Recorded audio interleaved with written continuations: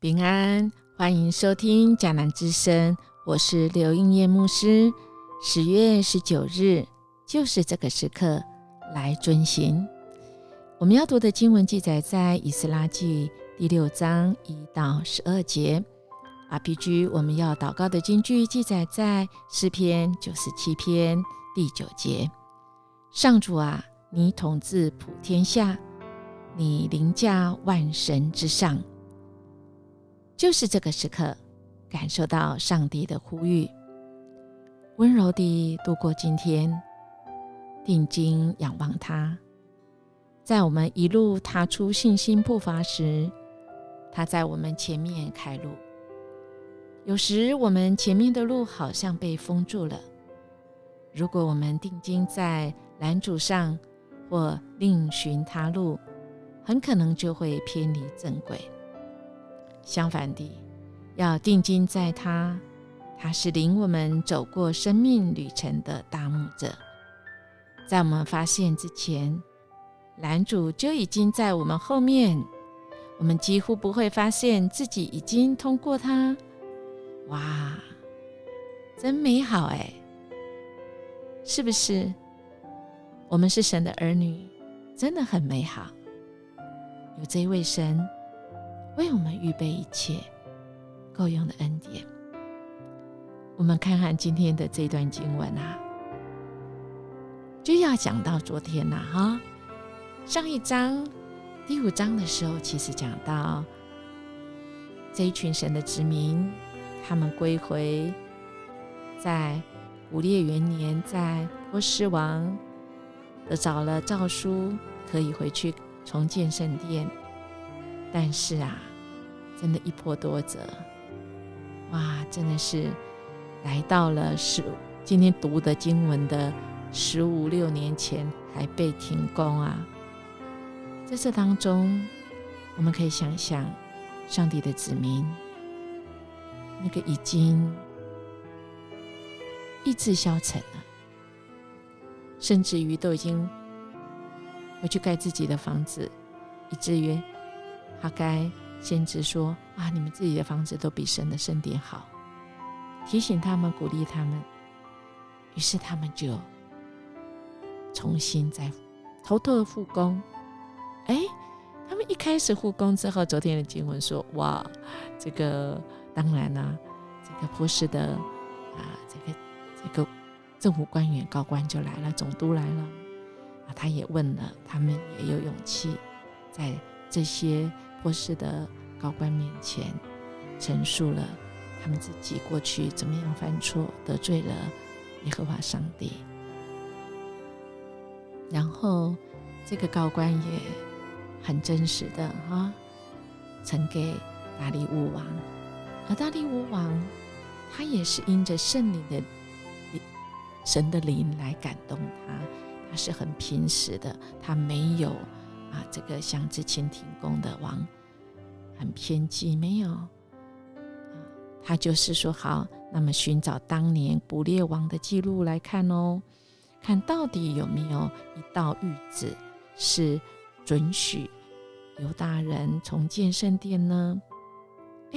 今天的经文结果呢，就在亚玛他城的宫内找到了证据所以这个大利乌王就将当年古列王的谕旨写在他的谕旨内，传达给河西总督达乃以及示他波斯乃。这个在他的谕旨里面其实讲明了不单只是说不准他们拦阻圣殿的重建在第7节的地方还更积极的说还要从政府的这个库房里面来拨款作为建筑的经费。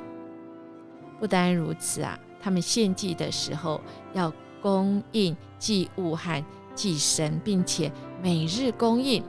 不得有误，违者要处罚。哇，是不是很奇妙真的是这种整个直接大翻转原来是这么困难重重，甚至被停工，但经过15、16年，15、16年有今天的结果，我们真的是不禁要来庆贺，我们真的要来击鼓跳舞，来赞美我们的神，要高举我们的神是一位尊贵的君王，他的宝座就在这里，因为我们的主是万王之王，万主之主，连不认识他的，听说他名的，都愿意要来这样说，不要拦阻，不要干涉，帮助他们重建，而且供应所有需要的，真的是很奇妙。我们只能说大声喊说，这位是奇妙的主，他竟然能够调度万有啊！感谢神，今天的经文来到这里，我们真的很激动啊！音乐牧师自己都觉得真的是很激动，我们真的只能来赞美我们的神。亲爱的弟兄姐妹，音乐牧师邀请你，等一下一定要来用我们今天连结的神的宝座在这里，是非常激励人心的。我们要全心全意全人来敬拜这位我们成就万事行神迹奇事的主。时间不是问题，15、16年，人生有几个15、16年？所以好不好，亲爱弟兄姐妹，在上帝国度里面，他的秘诀就是说，虽然我们不断察觉周围的世界，我们还是能够优先感知到我们的这一位神，因为他的灵要带领我们，而我们呢，那个信心是来自于不是我们的感觉，我们的信心是来自于上帝的话。所以亲爱的弟兄姐妹，有一天如果你真的是上帝话信不下去了，就把今天的个经文拿来看，以斯拉记第5章第6章，好我们拿出来看，我们真的会被激励。今天连结的诗歌，我们也不断拿出来敬拜这位神，神的宝座就在这里。当我们起来敬拜我们的神的时候，他宝座设立在这里，我们就能够真的是领受到神，感知到神他的方向，他带领我们。当我们前面的路看来崎岖不平，我们可以信靠他，他必带领我们走那崎岖的路，他与我们同在，与我们同行，让我们能够以信心来面对每一天，好不好？我们要专心信靠。今天我们来默想，来遵行上帝的话语，最困难的是哪一些？对你来讲，那么我们今天就来信靠他的一句话，从一句话开始，好吗？音乐牧师知道你信靠神的这一句话，今天你就要突破所有的困难。那困难点从一点一点一突破以后，那么整个就省了。我们知道那个骨牌效应吗？只要第一个困难，那像山一样的在你面前，只要倒了，其他的效应，我们的神就帮我们成就。亲爱的弟兄姐妹，就在于我们愿不愿意来遵行神的话，他的话是可信是可靠的。我们一起来祷告。阿爸天父，我们谢谢你，今天你透过这一段话，主啊，你的子民信靠你，愿意回转归向你的时候，主啊，我们知道事情就峰回路转。今天再一次来提醒我们，主啊，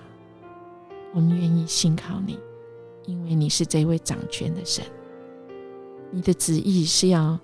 你的圣殿重建，那这件事情没有人可以拦阻，不管多久。拦阻的人最后必定要失败。主，谢谢你今天再次提醒激励我们，